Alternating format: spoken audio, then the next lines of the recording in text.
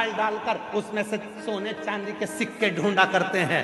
अरे धिक्कार है जो गंगा का पानी उतरने पर तुम सोने और चांदी के सिक्के ढूंढते हो, गंगा का पानी उतरने पर तुम उस मिट्टी में महादेव को ढूंढने का प्रयास करना, तो शायद तुम्हारी जिंदगी सवर जाए, शायद तुम्हारी जिंदगी सवर जाए।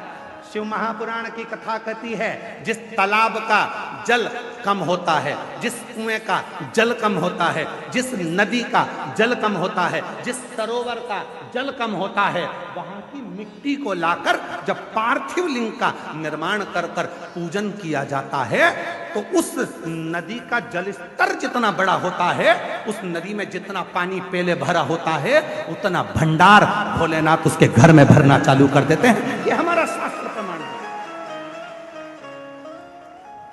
शिव को बनाने के लिए उसमें से मिट्टी ढूंढो, और तुम क्या ढूंढ रहे हो? चुंबक डाल के पैसा, चुंबक डाल के सिक्का, और लगे कितने हाथ में? 100, 200, 500, 1000, 2000, 1 लाख, 1.5 लाख रुपए हाथ में लगे होंगे। इससे ज्यादा क्या लगेंगे? 2 लाख लगे होंगे, इससे ज्यादा क्या लगेंगे? पर यदि उसमें से जब नदी का स्तर नीचे जा रहा था, कुएं का पानी कम हो रहा था, तालाब का पानी कम हो रहा था, जलाशय का पानी कम हो रहा था, उस समय पर वहां की मिट्टी को लाकर पार्थिव का निर्माण करते, शिवलिंग बनाकर उसकी पूजन कर कर विसर्जन कर देते, तो नदी पूर्व में जितनी भरी हुई थी उतना भंडार मेरा भोलेनाथ तेरे घर का भर देते। ये हमारा शास्त्र का। एक बार हमने ये कथा पहले कही है, तो किसी ने पूछा, क्यों गुरुजी, उस मिट्टी में ऐसा क्या हो जाता है कि भगवान शंकर जितना उस नदी में पानी भराता है उतना भगवान उसका घर का भंडार भर देता है, उस नदी में ऐसा क्या हो जाता है, उसकी मिट्टी में ऐसा क्या हो जाता है? तो शिव महापुराण की कथा में आता है, कृष्णेश्वर महादेव की कथा। 12 ज्योतिर्लिंग में से 12वां ज्योतिर्लिंग। सुधर्म नाम के ब्राह्मण की 2 धर्म पत्नी थी, घूष्मा और सुदेहा।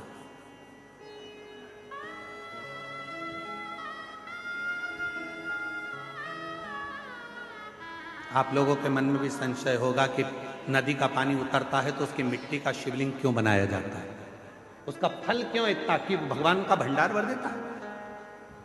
नदी, तालाब, बावड़ी, कुआं का पानी कम होता है तो उसकी मिट्टी को निकालकर उसका शिवलिंग बनाकर पूजन करने का फल क्या होता है? तो सुनो कृष्णेश्वर महादेव की कथा। सुधर्म नाम के ब्राह्मण की 2 धर्म पत्नियां थी, सुदेहा, घूष्मा, 2।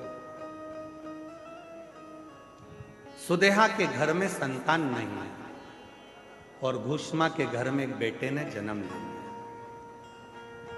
बेटे ने जन्म लिया तो सुदेहा का मुख उतर गया, मेरे गर्भ से औलाद नहीं हुई, और घूष्मा को औलाद हो गई।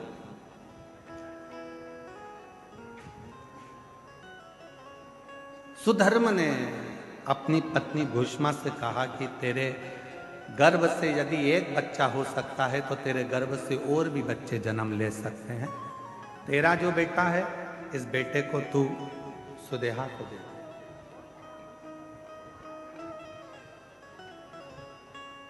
इस बेटे को तू सुदेहा को दे दे। सुदेहा को? हाँ, ठीक है। उत्सव रखा बड़ा भारी, और घूष्मा ने अपने बेटे को सुदेहा की गोद में दे दिया। अब घूष्मा का बेटा नहीं, अब सुदेहा का बेटा।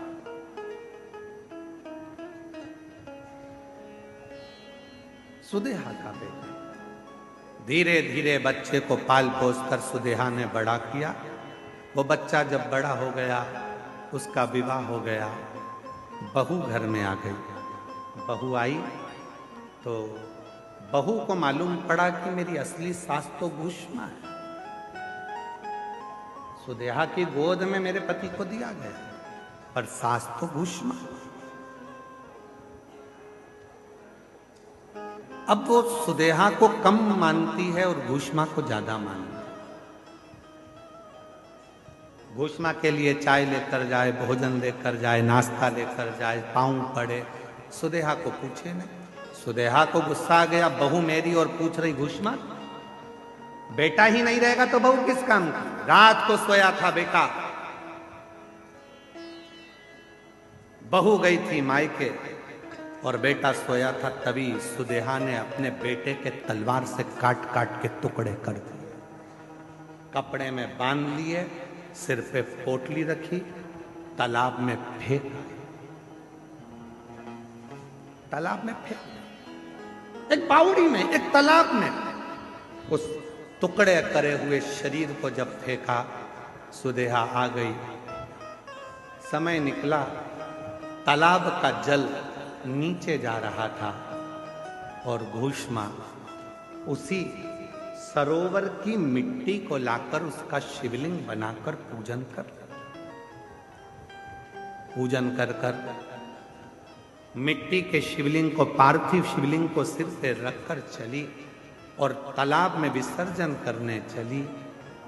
मन में आया, बाबा बहुत दिन से मैंने अपने बेटे को नहीं देखा, ना जाने बेटा कहां चले गया, दिखता ही नहीं। बस वो पार्थिव शिवलिंग तालाब में गया, थोड़े से पानी में, जो पानी का स्तर गिर रहा था, टुकड़े टुकड़े हुए बेटा कई दिन पहले मरा था, वही बेटा तैरता हुआ बाहर निकल कर आ गया।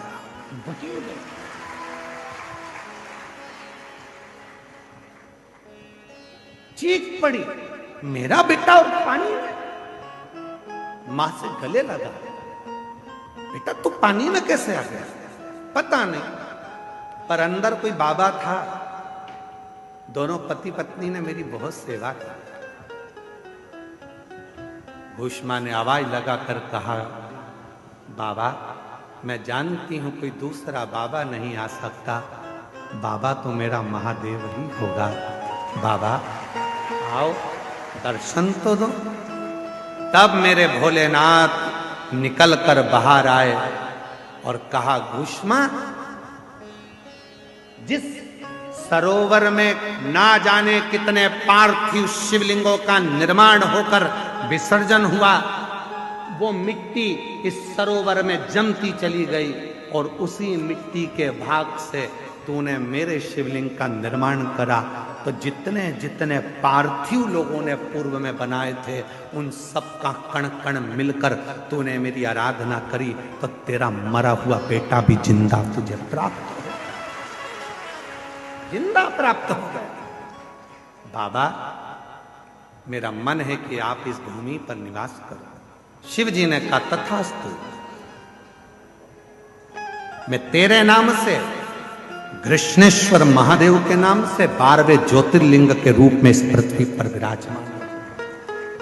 12वां ज्योतिर्लिंग का जो पूजन होता है, कृष्णेश्वर महादेव का जो पूजन होता है, कृष्णेश्वर महादेव की जो आराधना होती है, वो दुनिया के लोग जिस दिन समझ गए, यहाँ जल का स्तर नदी का गिरा, गंगा जी थोड़ी खाली हुई, तुम चुंबक लेकर पहुंच गए, पैसा ढूंढने पहुंच गए, सोना ढूंढने पहुंच गए, चांदी ढूंढने पहुंच गए, नदी तालाब बावड़ी का स्तर गिरा, तुमने उसका पानी में सोना चांदी ढूंढा नहीं। जैसे ही नदी तालाब बावड़ी का पानी नीचे आए, उसकी मिट्टी को लाकर एक बार पार्थिव शिवलिंग का पूजन करो और आराधना करो। जैसे तेरी नदी का जल बढ़ता है, खूब बढ़ता है, ऐसे मेरे घर में भंडार भरना, सौभाग्य बढ़ना, संतान बढ़ना, वैभव बढ़ाना, तू कृपा करना। जैसे कृष्णेश्वर पर, घूष्मा पर तूने करुणा करी, वैसे मुझ पर कृपा करना। वो करेगा।